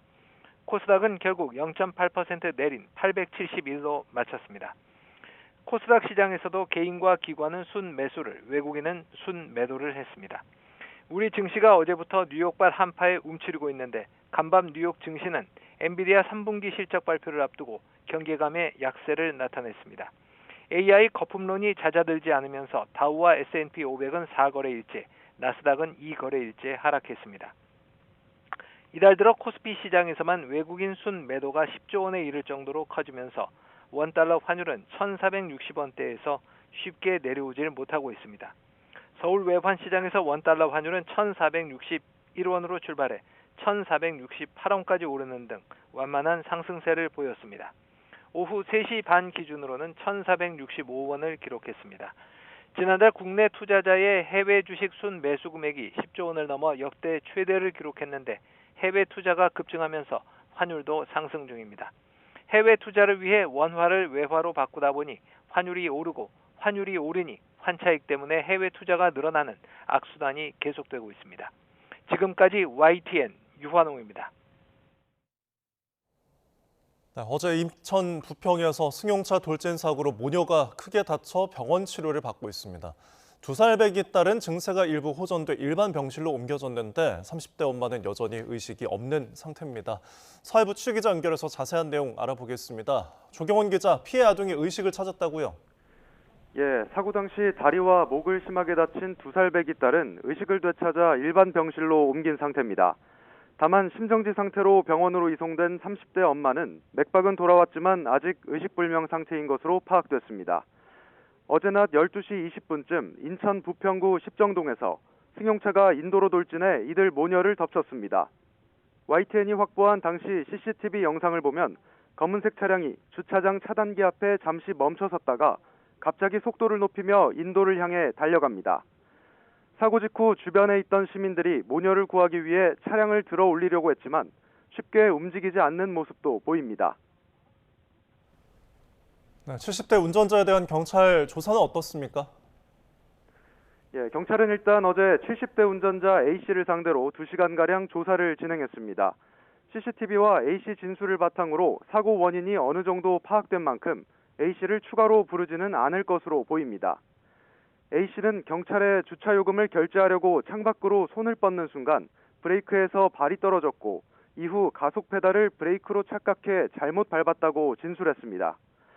경찰은 A씨가 혐의를 인정하는 점 등을 고려해 구속영장 신청은 현재까지 검토하지 않는 것으로 파악됐습니다. 최근 고령 운전자들의 사고가 잇따라 주의가 필요해 보입니다. 지난 13일 인천 마전동에서 60대 운전자가 몰던 SUV가 횡단보도를 건너던 20대 여성을 치어 숨지게 한 사고가 있었습니다. 같은 날 경기 부천 제1시장에서도 역시 60대 상인이 운전하던 1톤 트럭이 시장 통로를 질주하면서 21명의 사상자를 냈는데 이 가운데 2명이 어제와 오늘 추가로 숨진 것으로 확인되면서 사망자가 모두 4명으로 늘었습니다.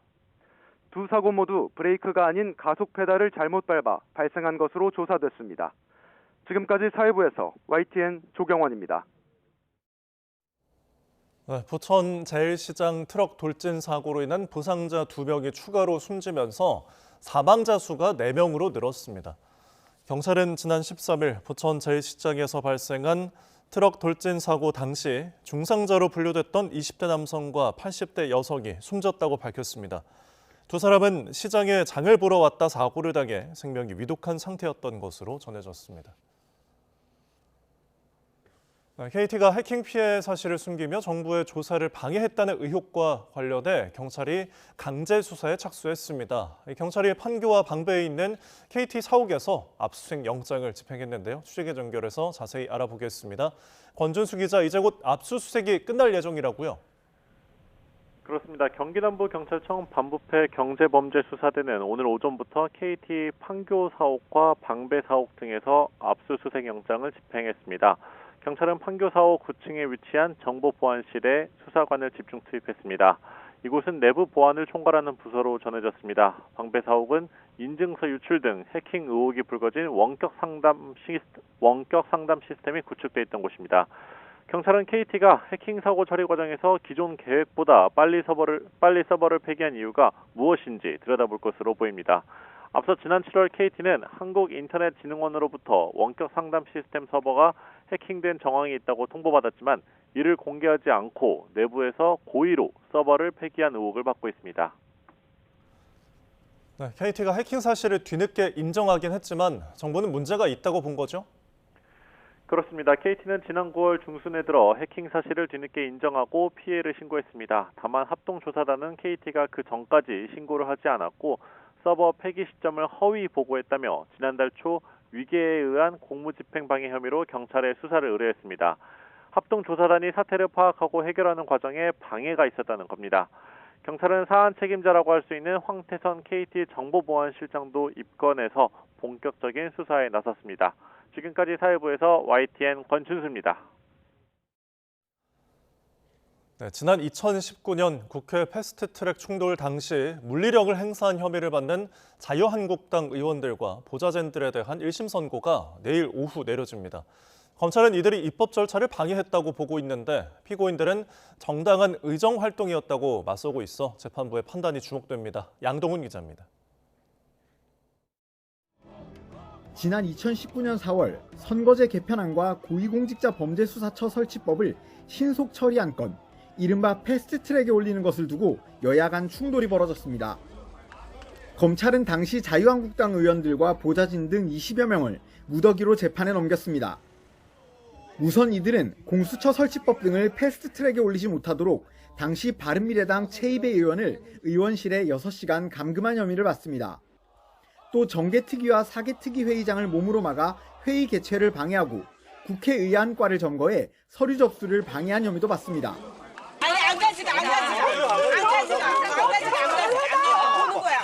검찰은 민의의 대변자인 국회의원들이 폭력을 동원해 입법 절차를 무시했다며 국민의힘 송원석 원내대표와 나경원 의원 등 현직 의원 5명에게 의원직 상실형을 구형했습니다. 하지만 당시 자유한국당 의원과 관계자들은 정당한 의정활동이었다고 주장하고 있습니다. 여야 사당이 불법적으로 패스트트랙 상정을 강행하려 했기 때문에 이를 막으려고 저항한 것뿐이라는 겁니다. 정당한 정치의 행위였고 그 목적이라든지 또는 그 방법에 있어서 우리 정치적 의사를 표시하는 방법이었습니다. 충돌 6년 반 만에 마무리되는 1심 재판에서 법원이 어떤 결론을 내릴지 주목되는 가운데 당시 민주당 의원들에 대한 선고도 조만간 내려질 예정입니다. YTN 양동훈입니다. 네, 여러분 이 그림이 지금 뭘로 보이시나요? 쫑긋 솟은 귀도 있고요. 뒤쪽에 귀엽고 조그마한 꼬리도 있습니다. 영락 없는 강아지, 멍멍이 모습이죠. GPS가 장착된 스마트폰을 들고 뛸 때 그릴 수 있는 일명 경복궁 댕댕런입니다. 이 댕댕런은 경복궁을 포함해 서촌 일대와 인사동 등을 8km 정도 뛰면 만들 수 있는데요. 지도를 그리는 재미와 함께 서울의 역사적 명소도 둘러볼 수 있어서 인기 있는 러닝 코스입니다.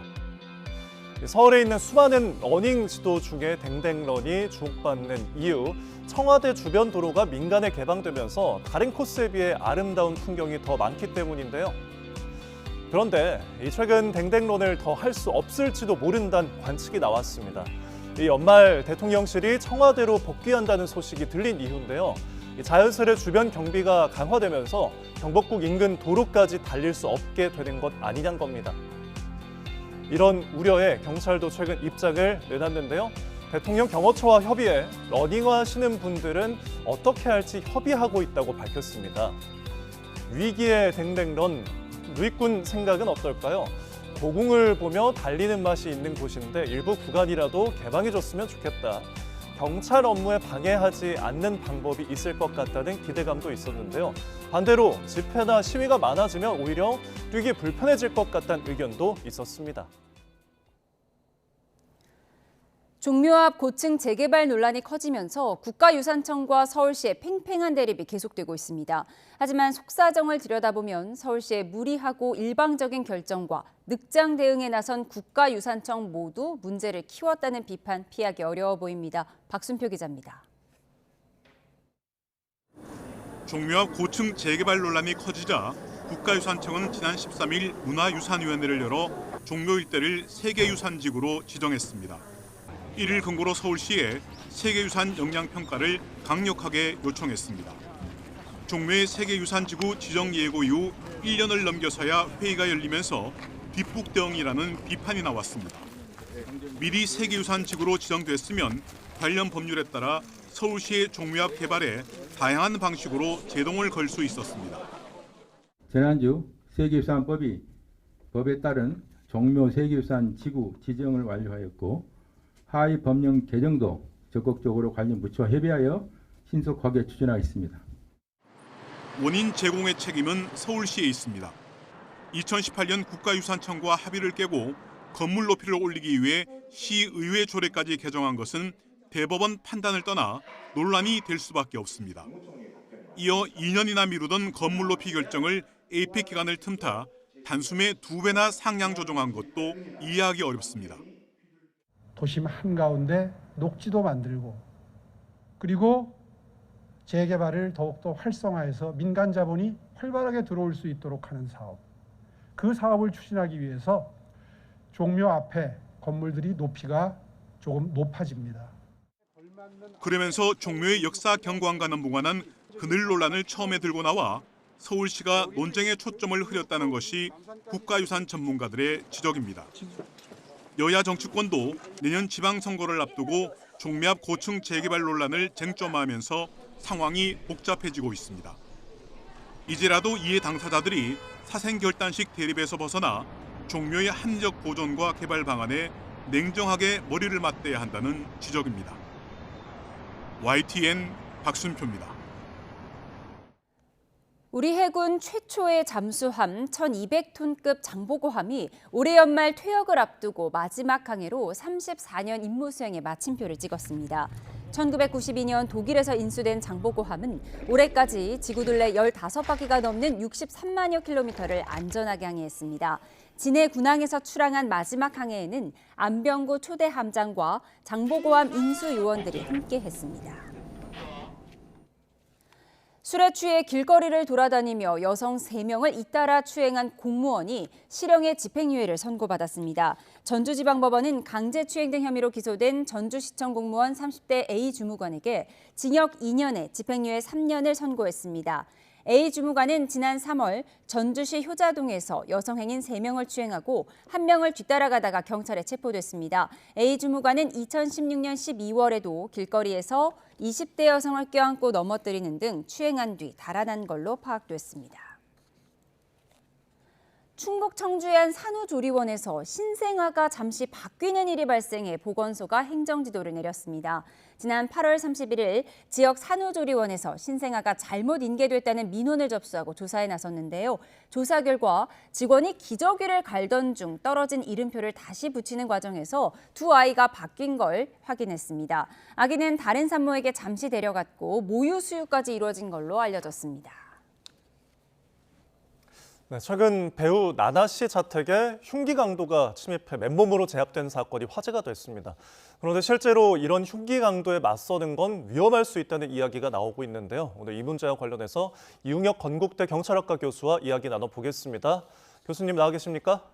예, 안녕하십니까? 네, 배우 나나 씨가 몸싸움 끝에 강도를 제압한 뒤에 이 나나 씨가 특공무술 유단자인 점이 굉장히 조명이 되고 있는 상황입니다. 전문가들이 맞서는 거는 실제로 위험하다라고 하는데요. 어떻습니까?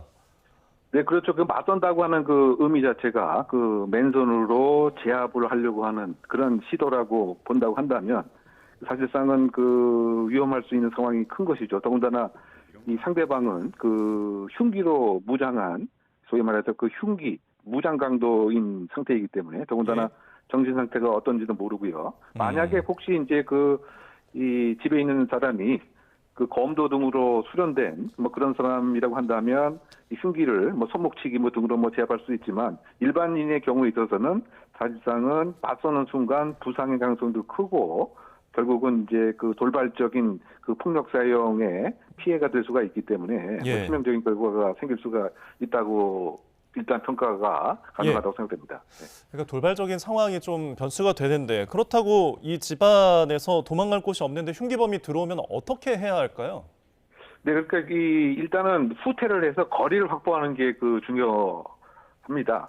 어떻게 본다면 이격거리 만들기를 한다. 그래서 일단은 2m 이상 이렇게 떨어지면서 그 집안에 있는 뭐 여러 형태의 그런 가구들 탁자 또는 뭐 책상, 뭐 소파 뭐 이런 것 등을 이렇게 거리두기 후퇴를 하면서 말이죠. 예. 그러면서 이 가까운 화장실이라든가 뭐 방으로 일단은 들어가서 바로 이제 문을 잠그고, 왜냐하면 지금 이 용의자는 아주 흉기를 들고 있기 때문에 그래서 예. 들어가서 문을 잠그고 외부에 도움을 청하는 뭐 대표적으로 뭐 112 신고를 한다든가 뭐 여러 형태의 그 외부 호출을 하는 것이 네. 이런 피해를 당하지 않는 하나의 그 대안이 되지 않을까 생각합니다. 예, 이격거리를 두고서 방문을 잠그는 방법에 대해서 이야기해 주셨는데 정당방위 문제도 좀 짚어보면 좋을 것 같습니다. 지금 화면으로 저희가 국회 국정감사 질의 장면을 과거의 모습을 보여드리고 계신데 이 당시에 주거자가 집에 있던 지금 저 빨래 건조대로 침입자를 수차례 때려서 의식불명에 빠뜨렸다가 실형을 선고받은 사건이 있었습니다. 이게 정당방위가 그러니까 인정되지 않은 건데 정당방위가 어디까지 그럼 인정이 되는 겁니까? 근데 그 부분이 이제 우리 국내에서는 사실상 이제 형법이 1953년도에 개정되고 나서 현재 이르기까지 불과 한 15건 정도뿐이 사실은 정당방위가 인정이 안 될 정도로 그 정당방위의 그 요건과 한계를 아주 엄격하게 이렇게 그 해석을 하고 있는 겁니다. 그래서 예. 아까 지금 이 사례로 들었던 그 도둑 뇌사 사건도 결국은 집주인이 이 상해죄 등으로 결국 처벌받게 되는 결과가 생겼는데요. 예. 어쨌든 그 요건 자체는 뭐 이를테면 뭐 절도라든가 성폭행이라든가 강도라든가 이런 법익 침해가 현재 진행 중인 상태에서 이 당사자가 그와 같은 행위를 방어하기 위한 방어 행위가 상당한 이유가 있을 때 무죄가 된다. 즉 처벌받지 않는다라고 하는 이런 그 형법 21조 그 법리인데요. 예. 근데 이게 상당히 까다로운 거죠. 왜냐하면 지금 제가 잠깐 이렇게 언급한 것처럼 현재 부당한 침해가 진행 중이어야 된다. 이 얘기는 뭐냐면 예. 혹시 그 침입자가 뭐 도망가려고 했다거나 아니면 침입자가 공격을 멈췄는데 내가 계속 소위 말해서 일정한 행위를 했다. 예. 그래서 다쳤다. 그럼 이제 폭행죄의 그 처벌을 받게 되는 거죠. 꼭 거꾸로 얘기하면은 넘어져 있거나 쓰러져 있을 때는 그 내가 나의 이 신체를 방어하려고 행위를 그 순간에서 멈춰야 됩니다. 예. 그렇지 않으면은 이게 현재의 부당한 침해에 진행 중이라는 요건에 해당되지 않기 때문에. 왜냐? 현재가 아니고 이미 종료가 됐기 때문에. 네. 그리고 더 중요한 것은 이게 순수한 방어 행위에 국한되어야 되지. 예. 예를 들면 이 반격을 한다거나 또는 혹시 그 확실하게 이 행위를 종료하기 위해서 일정한 제압 행위를 이 추가적인 행위를 했다. 그럼 예. 이건 순수한 방어 행위에 인정이 안 되는 거죠. 네. 그러니까 상당히 어려운 얘기고요. 더군다나 상당한 이유가 있어야 된다. 이게 뭐냐면은 지나치게 대응을 하지 말라는 얘기인데 예. 설령 상대방이 흉기를 또는 둔기를 갖고 있는다고 손치더라도 내가 그 치명적인 그 둔기를 사용을 해서 예를 들어서 전치 3주 이상의 상해를 나게 되면 네. 이게 상당성에 반하게 되는 겁니다. 그러니까 어떻게 본다면은 그 강도 같은 경우에 강도가 다치지 않게끔 내가 미리 다 생각을 해서 예. 제압을 해야 된다라고 하는 이런 논리다 보니까 네. 사실상은 현실의 입장에서는 너무 괴리가 있는 그런 원리가 아닌가 생각되는 거죠. 네, 정당방위 원리가. 여건이 조금 어려운 것 같긴 합니다. 쟁점 기준에 대해서 좀 설명을 해주셨는데 끝으로 이 문제도 짚어보겠습니다. 최근 BTS 멤버 정국 씨 자택에 외국인이 여러 차례 그 침입을 시도하는 일이 있었는데요. 이거 어떤 사건인가요? 근데 가장 뭐 최근에 있었던 것이 이제 뭐 지난주에 있었던 사건인데요. 그 50대 그 일본인이 예. 이 정국 씨 이 자택에 나타나서 소위 그 잠금 장치를 열려고 이렇게 그 수차례 시도를 했던 거죠. 그래서 이 주거 침입 미수로 지금 이 입건 전 조사가 이루어지고 있는 상태인데요. 네. 사실 그 지난주 이후에도 그 정국 씨 같은 경우에는 뭐 8월 달에도 이때는 이제 40대 한국인이 소위 이 주차장에 나타나서 주거 침입을 시도하고 현행범 체포가 됐습니다. 그래서 검찰의 그 스토킹 처벌법 위반과 주거 침입에 지금 검찰 송치가 이루어진 것이었고 또 6월 달에는 이제 30대 중국인이 이 정국 씨 자택 현관에 비밀번호를 어떻게 알았는지 또는 잘못된 비밀번호인가 모르겠지만 예. 비밀번호 등을 계속 누르려고 하는, 그래서 집에 들어가려고 하는 이런 이 범죄의 시도가 있었던 내용입니다. 네. 어떤 처벌을 받게 되나요, 그러면? 그러니까 지금 이제 말씀드린 대로 주거의 평온성을 해하는 그런 범죄가 주거 침입인데, 이번 지난주에 있었던 50대 일본인 같은 경우는 예. 주거 침입의 착수는 있었는데, 즉 잠금 장치에 손을 대서 열려고 했지만 집 안에는 못 들어갔죠. 예. 그래서 주거 침입 미수의 지금 입건 조사가 이루어지고 있는 상태고요. 예. 아까 그 8월달 사례 같은 경우는 주차장을 주거로 봐서 실제로 침입한 걸로 평가를 해서 사실상은 주거 침입죄의 혐의, 그리고 스토킹 처벌법 같은 경우는 상대방의 그 의사에 반해서 네. 계속 공포심이라든가 불안감을 조성한다든가 원치 않는 선물을 보낸다든가 갑자기 나타나든가라고 해서 8월 달에 있었던 사건은 스토킹 처벌법 위반으로 예. 검찰에 송치가 된 것이었습니다. 알겠습니다. 최근 사건들을 좀 정리를 해봤습니다. 지금까지 이용혁 건국대 경찰학과 교수와 함께했습니다. 오늘 고맙습니다. 네네. 트럼프 미국 대통령이 공식 기자회견 자리에서 불편한 질문을 던진 기자를 향해서 독설을 퍼부었습니다. 가짜뉴스 회사라며 공개적으로 면박을 주더니 그래도 질문을 계속하자 소속 방송사 면허를 빼앗을 거라고 협박까지 했습니다. 김선중 기자입니다. 사우디아라비아 실권자인 무함마드 빈 살만 왕세자와의 기자회견은 트럼프 대통령의 의도와는 다르게 흘러갔습니다. 사우디의 대미 투자를 한껏 홍보하고 싶었지만 기자들은 빈 살만 왕세자의 언론인 살해 의혹을 집요하게 캐물었습니다. 불편한 질문에 트럼프 대통령은 발끈했습니다. 9/11 families are furious that you are here in the Oval Office.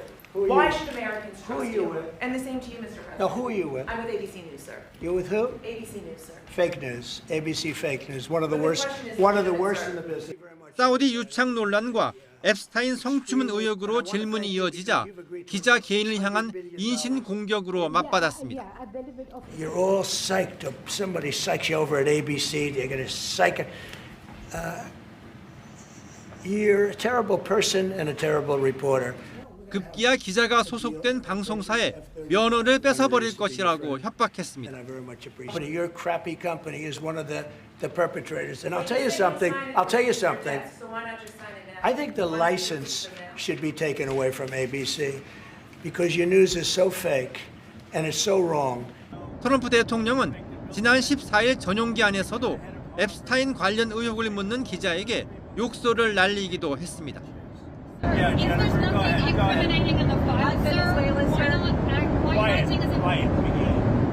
앞서 면허 박탈 압박으로 미국 CBS 방송사로부터 거액의 합의금을 받았던 트럼프 대통령은 인터뷰 짜깁기 논란을 받는 BBC를 향해서는 7조 원의 소송을 내겠다고 으름장을 놨습니다.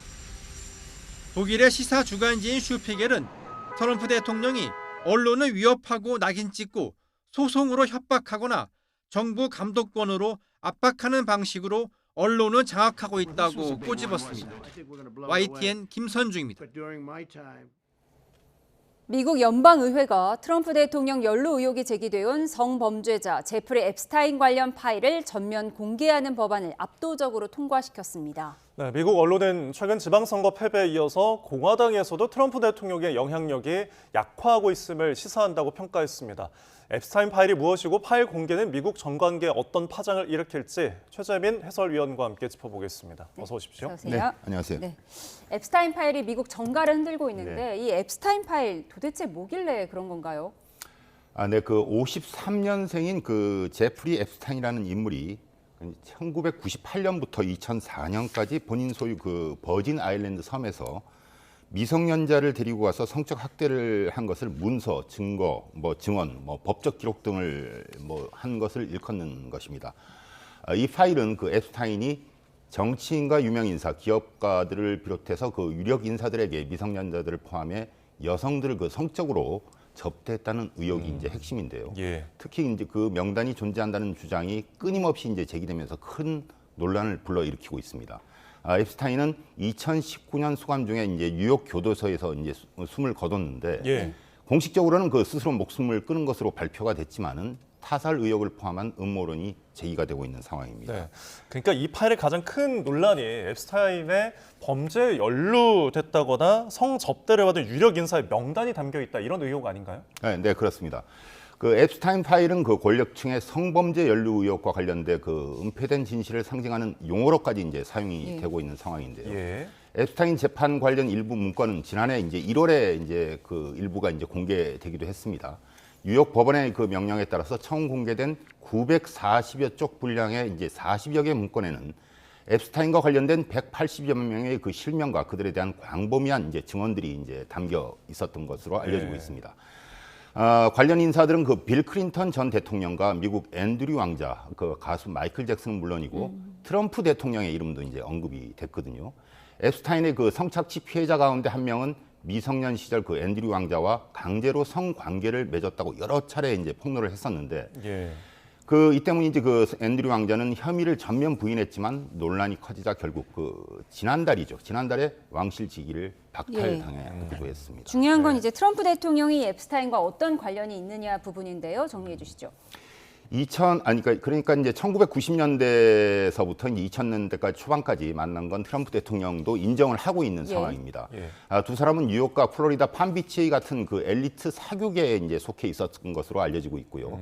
트럼프 소속의 이거 마라라고 이제 리조트에서 파티도 함께했으며 트럼프 대통령이 그 앱스타인 전용기를 여러 차례 이용한 것도 이제 공개가 이제 된 상황입니다. 특히 트럼프 대통령은 2002년도 한 잡지 인터뷰에서 앱스타인을 15년 동안 알고 지냈으며 훌륭한 사람이다. 함께 있으면은 즐겁다고 이제 언급하기도 했는데 앱스타인은 1993년 그 트럼프의 두 번째 부인이죠. 그 메이플스의 결혼식에도 이제 참석한 사실도 이제 확인이 됐고요. 두 사람의 관계는 2004년 또는 2007년도에 이제 단절된 것으로 알려져 있는데 해명은 엇갈리고 있습니다. 트럼프 대통령은 앱스타인이 마러라고 해서 그 일하던 여성을 훔쳐가서 그를 영구히 이제 출입 금지시켰다고 주장하고 관계가 끝났다고 이제 해명을 하고 있고요. 또한 트럼프 대통령은 그 앱스타인의 범죄 활동에 어떤 관련성도 없다고 일관되게 이제 부인을 하면서 심지어 연루 의혹을 민주당의 이제 조작이라고 이제 일축을 하고 있습니다. 그런데 그 앱스타인의 이메일이 이제 최근에 이제 또 공개가 됐는데 트럼프 대통령이 미성년자와 관련된 일을 알고 있었다고 주장하는 내용이 있어서 논란을 키우고 있는 상황입니다. 계속 관련성이 드러나고 있는데 올해 이제 7월에 월스트리트 저널이 트럼프 대통령이 앱스타인의 이제 생일을 축하하는 편지를 보낸 내용을 보도를 했는데 여기 이 내용 부분 때문에 또 정가를 좀 뒤흔들었다고요? 네, 그 트럼프 대통령의 이름이 적힌 편지에는 그 손으로 그린 것으로 보이는 여성의 이제 나체 그림이 이제 그려져 있었고요. 도널드라는 서명도 있었다고 월스트리트 이제 저널이 이제 보도를 했습니다. 편지를 보낸 시점은 2003년이고요. 앱스타인의 이제 50살 생일 때라는 겁니다. 그런데 이제 트럼프 대통령은 자신이 그런 편지를 쓰거나 그림을 그린 적이 없다고 이제 부인을 하고 있는 상태고요. 그러면서 트럼프 대통령은 월스트리트 저널이 이런 내용을 이제 보도를 하기 직전에 월스트리트 그 편집국장에게 이제 전화를 걸어서 기사를 싣지 말 것을 이제 요구를 하고 요구했다고 이제 영국 텔레그라프가 이제 보도를 하기도 했습니다. 그런데 그 트럼프 대통령은 이런 압박에도 월스트리트 저널은 이제 보도를 했고요. 트럼프 대통령은 이제 당연히 이제 발끈했겠죠. 그러니까 이제 그 월스트리트 저널과 언론사 주인 그 루퍼트 머덕을 상대로 최소 100억 달러, 우리는 이제 14조 한 5천억 원이 되는데 소송을 이제 제기까지 했습니다. 올해 중순에는 그 트럼프 대통령과 일론 머스크가 이제 사이가 좋지 않았던 적이 있었죠. 그때 이제 일론 머스크도 X를 통해서 트럼프가 앱스타인 문건에 언급이 돼 있으며 이 때문에 미국 법무부가 해당 파일을 일부러 공개하지 않다고 주장을 하기도 했습니다. 이게 상당히 오랜 역사를 가진 앱스타인 파일. 근데 지금 이렇게 전면적인 공개 결정이 났다는 건 어떻게 봐야 할까요? 그동안에 이제 이 공개 법안은 하원 지도부와 이제 트럼프 행정부의 반대로 수개월간 이제 지연이 되어 왔었거든요. 그래서 이제 민주당 의원들이 활용한 게 강제 상정 청원이라는 겁니다. 이제 제적 의원 과반의 서명을 받으면 상임위 심사 없이 이제 곧바로 이제 표결에 붙여지게 되는데 이게 이제 표결에 이제 성공을 하며 표결이 강제가 됐습니다. 일부 공화당 의원들이 이제 서명에 이제 동참을 했기 때문인데 현재 그 미 하원의 총 의석수는 435석인데 공화당이 219석, 민주당이 214석, 그리고 5석이 공화당이 많습니다. 그리고 공석이 2석인데요. 공화당 내에서도 이제 이탈표가 나오면서 법안 통과가 사실상 확실해지고 여론이 악화하자 트럼프 대통령이 돌연 입장을 바꿔서 공화당 의원들에게 찬성표를 던지라라고 이렇게 지시를 했습니다. 이에 따라서 이제 하원 표결 결과 찬성 오늘 아침에 이제 우리 시간으로 이루어졌는데 찬성이 무려 427표, 반대가 한 표로 압도적으로 이제 가결이 됐고요. 곧이어 이제 상원에서도 만장일치로 이제 통과가 됐습니다. 트럼프 대통령도 이제 거부권을 행사하지 않고 서명하겠다는 뜻을 이제 공식적으로 이제 밝히고 있는 상황이고요. 이 때문에 이르면 올해 안 늦어도 이제 내년 초에는 앱스타인 파일이 전부 공개될 것으로 보입니다. 네, 지금 표결 결과를 보면은 공화당 내에서도 트럼프 대통령의 입지가 조금 좁아지고 있는 건 아닌지 좀 이런 해석들이 있을 것 같아요. 미국 언론에서 이제 그런 그 평가가 지금 나오고 있고요. 대표적인 게 뉴욕 타임즈는 연방 의회 표결 결과를 두고서요. 그 공화당 내에서 트럼프의 철권 통치가 이제 약화하고 있음을 시사한다고 이제 평가를 했습니다.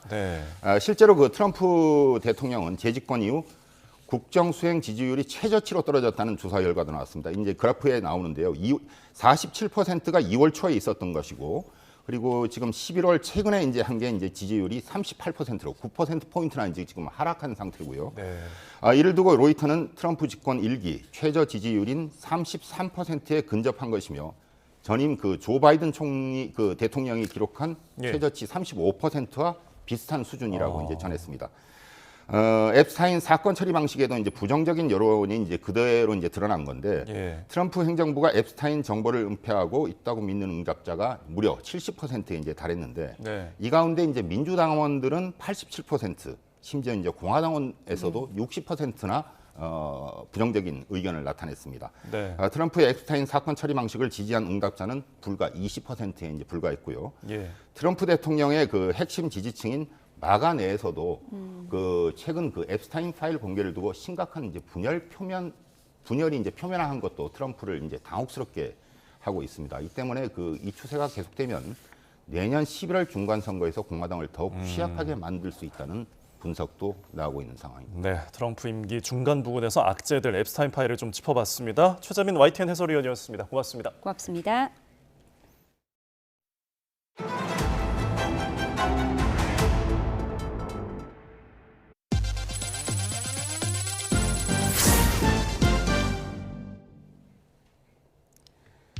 롯데물산이 다음 달 23일까지 롯데월드타워 외벽에서 크리스마스를 주제로 한 대형 영상물 미디어 파사드 콘텐츠를 송출합니다. 타워 전면에는 대형 선물 상자와 산타, 루돌프 등이 등장하는 크리스마스 영상이 표출되며 크리스마스 이브와 당일에는 대형 크리스마스 트리 콘셉트의 특별 콘텐츠가 상영됩니다. 네, 국내 500대 기업 가운데 올해 기부를 가장 많이 한 기업은 삼성전자이고 기부금을 가장 많이 늘린 기업은 SK하이닉스인 것으로 나타났습니다. 기업 데이터 연구소 CEO 스코어가 매출 사기 500대 기업 가운데 기부 내역을 공개한 218개 기업을 조사한 결과 올해 3분기 누적 기부금이 가장 많은 기업은 삼성전자로 1,104억 원을 기부했습니다. 호암 이병철 삼성 창업회장의 38주기 추도식이 경기도 용인 호암미술관 인근 선영에서 열렸습니다. 삼성에서는 홍나희 리움미술관 명예관장과 이부진 호텔신라 사장 등이 선영을 찾아 고인을 기렸고 아랍에미리트 출장 중인 이재용 삼성전자 회장은 귀국 뒤에 따로 참배할 것으로 보입니다. HD현대가 지난 1974년 첫 초대형 유주선을 인도한 지 반세기 만에 전 세계 조선 역사상 처음으로 선박 5,000척을 인도하는 기록을 세웠습니다. 인도된 5,000척의 선박을 한 줄로 세우면 1,250km로 서울에서 도쿄까지의 직선 거리보다 100km 더 길고 에베레스트 높이의 140배가 넘는 수준입니다. 내일은 예년 기온을 회복하며 추위가 풀리겠습니다. 내일 서울 아침 기온은 2도로 오늘보다 4도가량 높게 출발하겠고요. 한낮 기온은 13도로 오늘보다 또 평년보다 높아서 바깥 활동하기에 한결 수월하겠습니다. 다만 큰 일교차는 유의해 주셔야겠습니다. 내일은 대체로 흐린 가운데 제주 산간 지역은 새벽까지 약한 비나 눈이 이어지겠고요. 영서 지방은 새벽부터 오후 사이, 수도권과 충북 북부, 전북 동부는 새벽부터 오전 사이 빗방울이 떨어지거나 눈이 날리는 곳이 있겠습니다. 또 동해안 지역은 대기가 메마른 가운데 바람도 매우 강하게 불겠습니다. 불조심하시기 바랍니다. 내일 아침 기온은 예년과 비슷하거나 조금 더 높겠습니다. 내일 서울 아침 기온 2도, 청주도 2도, 창원은 3도로 출발하겠습니다. 낮 기온은 오늘보다 3에서 4도가량 높겠습니다. 서울 한낮 기온 13도, 광주와 대구는 14도가 예상됩니다. 당분간 예년 수준의 늦가을 날씨가 이어지겠고요. 다음 주 월요일에는 서쪽 지역을 중심으로 비가 내릴 전망입니다. 날씨였습니다. 이상으로 수요일에 보내드린 뉴스온 마치겠습니다. 함께해 주신 여러분 고맙습니다.